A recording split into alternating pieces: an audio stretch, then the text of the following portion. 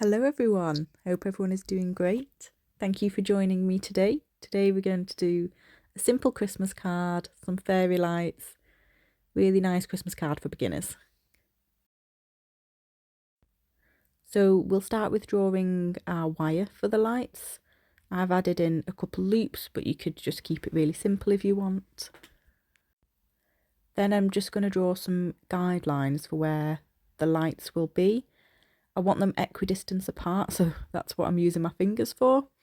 No fancy tools needed when you've got your hands.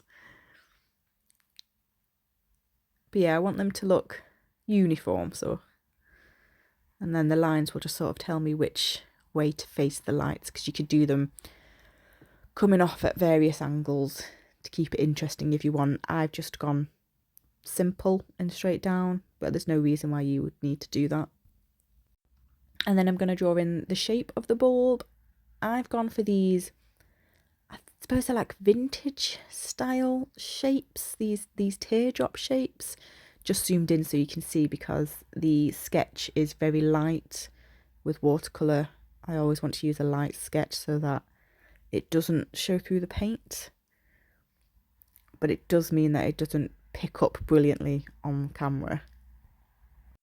So then I'm going to start with my first wash of paint. I'm using a very light yellow wash. I probably should have gone even lighter than this, so make sure your paint is very, very diluted for this first step. And then we're going to fill in the shape, but leave just in the centre some unpainted space, and that will be the brightest part of the bulb. And then I clean my brush off and then go in with a wet, clean brush just to blend those edges so that it looks a bit more like a fade than just a stark white space.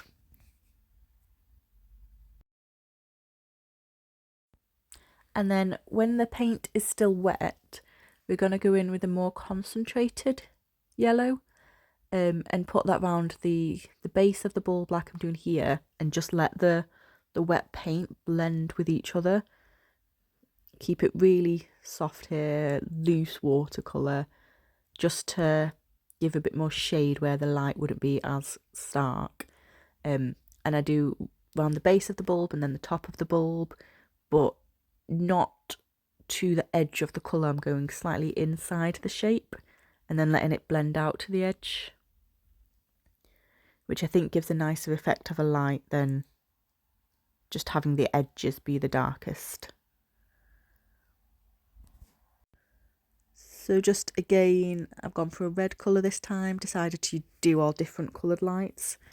Use a very diluted colour and then just fill in that shape, remembering to leave just a little bit of unpainted space for our brightest part of the bulb.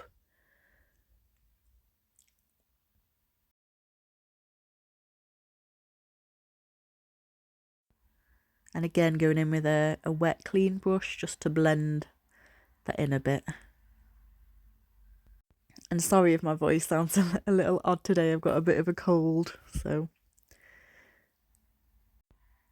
Again, a more concentrated version of the paint just to do the base of the bulb and then the inside top. And you can see what I mean here. I'm not going to the edge of the colour, I'm going slightly inside, and then I'm just letting the wet watercolour do the blending for me, basically.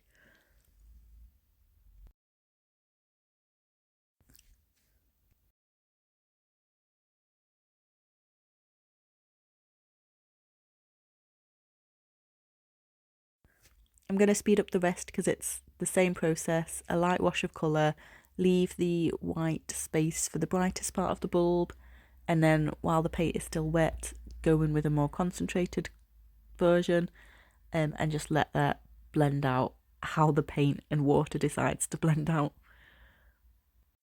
I think that's the beauty of watercolour.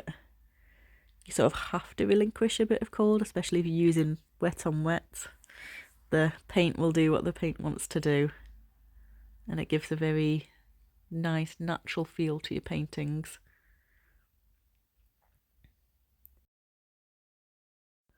So now, once the paint is dry, we're going to go in again with an even more concentrated version of the colour, And where we painted last time, we're gonna paint over again, but this time as it's on dry paper, it won't be blending for you. It'll be more concentrated and a bit more controlled.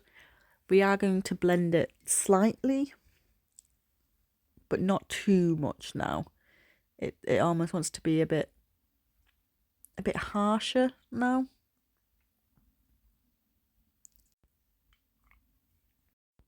So I do go in now with a clean wet brush just to slightly blend out the colour, but I'm not making it into one fully blended piece. I really want you to be able to see now the darks and the lights, because that's what makes the bulbs look like bulbs. The sharp contrast between those darks and lights.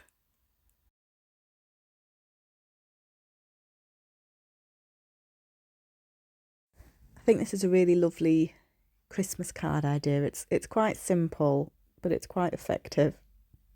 And I think people really appreciate handmade Christmas cards. It's a bit of a gift in itself because it shows you've spent time on them and you've really cared about it. So again, speeding up the next bulb because it's all the same principle. Even more concentrated colour. Slightly blend, but do leave it quite harsh. You want to be able to see where this colour stops and goes into the lighter shade.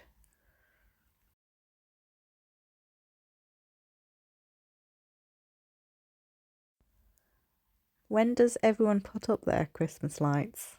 I'm one of those people that do it far too early. I decorate in November, pretty much after Halloween. Although I don't do the outside of my house until December, but the inside, 1st November, I'm putting Christmas up. I love Christmas lights and I love the sparkle and the decorations, so as soon as I can, I'm putting those decorations up, which probably is quite odd to most. Okay, so now for our final layer of colour, we're going to go in with the most concentrated version of the colour this time. Again, go in those same areas that we've just been in, but don't blend it out at all. Okay, so now on to the base of the bulb, or the top of the bulb, I'm not sure what this is. I've chose to go with like a gold colour, but you could have done a black. I think that would look quite nice as well. So go around the edges and then just draw the paint in, but again, leave some unpainted space, which will really give it that round feel. We're going to go quite light with this again because we'll come back with a more concentrated colour. Just remember with watercolour, always start light, do multiple layers because it's easier to add colour than it is to take away. Even though it is possible with watercolour to take away, it's not as simple as adding.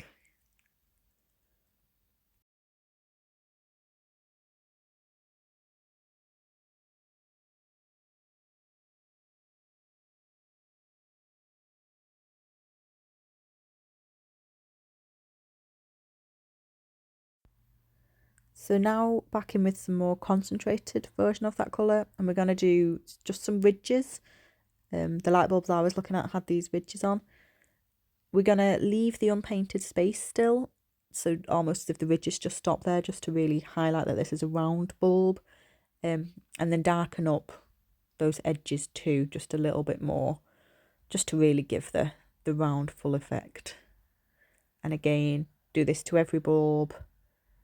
A thin brush will really help you here, but I think this gives quite a nice effect to the bulbs.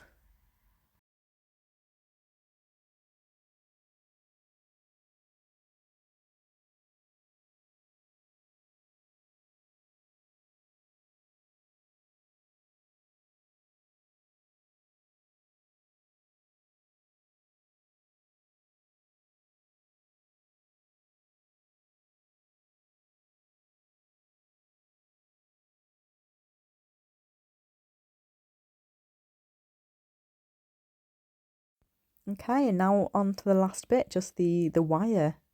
I used a black, probably could have gone a bit more concentrated than the colour I ended up using, but again, it's up to you what style you prefer. If you have nice steady hands, you could probably do all of this in one swoop.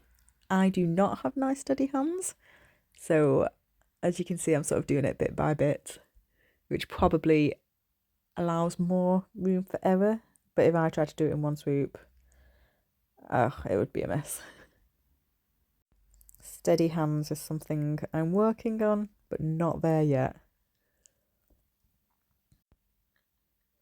So I haven't done it in this painting, but you can add some shine, some light coming off the bulbs.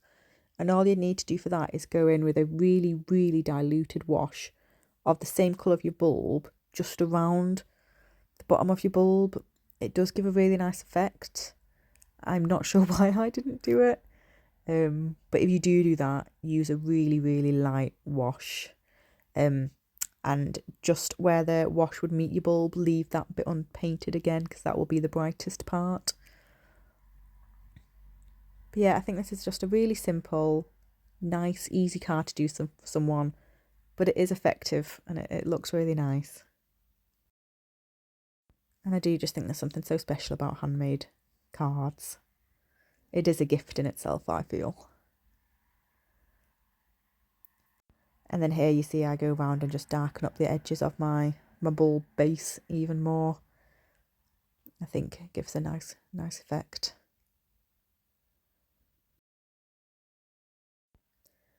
So this was a new style tutorial with me, no music, a little less talking. Please let me know how you think of it. Did you like the less talking? Would you like even less talking? Would you like the music back? I'm just trying things out at the moment, seeing how it goes. But thank you so much for watching. It really means the world to me. If you could like and comment, that would be amazing. Constructive feedback is always welcomed. And have a great day. Thank you so much. Bye.